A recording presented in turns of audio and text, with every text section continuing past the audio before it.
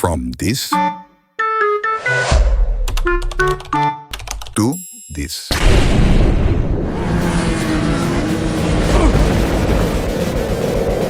I created this game only using ChatGPT, even the images. Today I will show you how hard or easy was it to create this game, step by step with all the prompts I used. Let's go. So I started with asking ChatGPT if it knows the game Road Rash and asked for help to build it. And it gave me HTML and JavaScript code. I created a new folder named Road Rash and opened it on VS Code. After that, I created two files, index.html and game.js file, and copied the code from ChatGPT. And when I opened it,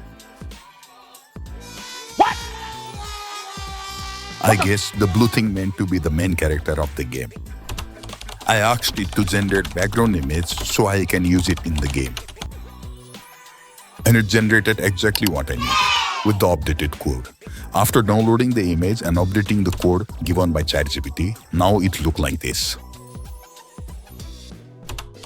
Now let's generate a player image and replace that blue thing. I am impressed with the image generation of ChatGPT, but I needed the player to be facing the other way. So I asked ChatGPT to generate another image of it. And it did the great job. Now let's use this as the main character of the game. So I downloaded the image and updated the code. It worked, but the image is too small. Let's increase the player size. I asked ChatGPT again how to do it, and it showed me what code and where to update it. Now it's getting better. This is the size I want. Now I want the player to be able to move only sideways, not up and down. Let's do that.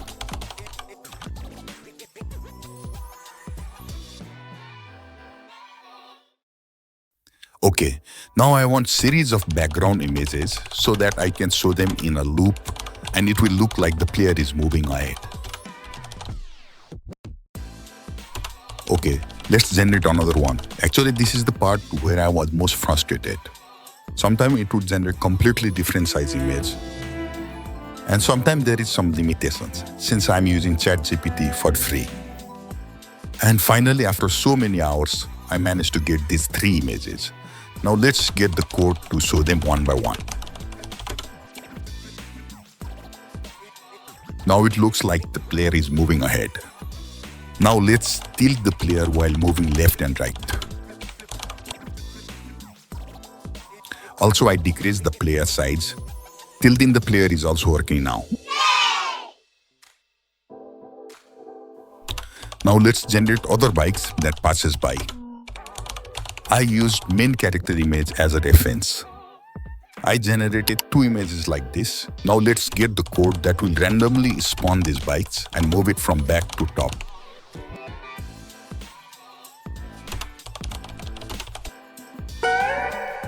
It was so funny to look at this, and I had to talk with ChatGPT back and forth to get the correct code. And again, it took me hours to fine-tune it. Finally, it was looking good. What I did was spawn the bike from the back and drift to the center and fade away. Now let's get into the action. I asked ChatGPT to create a kicking image of the main character without background. It's perfect. I generated 2 of these images for right and left kick. After that, I asked ChatGPT to show this kicking image when spacebar is pressed. Right now, the other player is not knocking out. Let's add that logic as well. I added 2 logics. Kick the player left or right based on the other player position and drift that bike to the side if kicked. Okay, that is also done now. Let's add a countdown before starting the game. And with the sound as well. Now there are 2 things left. First, sound. I'm using this site to get the sounds. Let's add the sound of bike and background music.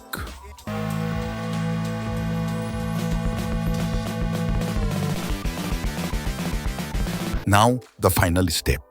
Let's generate some cars and add it to the game as well. And when the player collide with the car, then the player will get knocked out and the game will be over. This is the final game.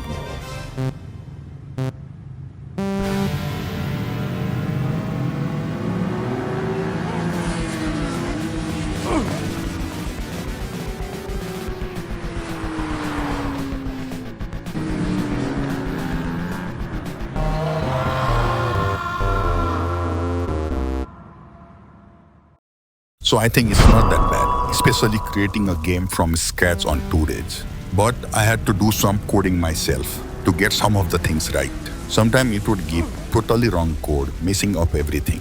So ChatGPT might help you, but not completely. At least you need to have some knowledge. Hope you like this video.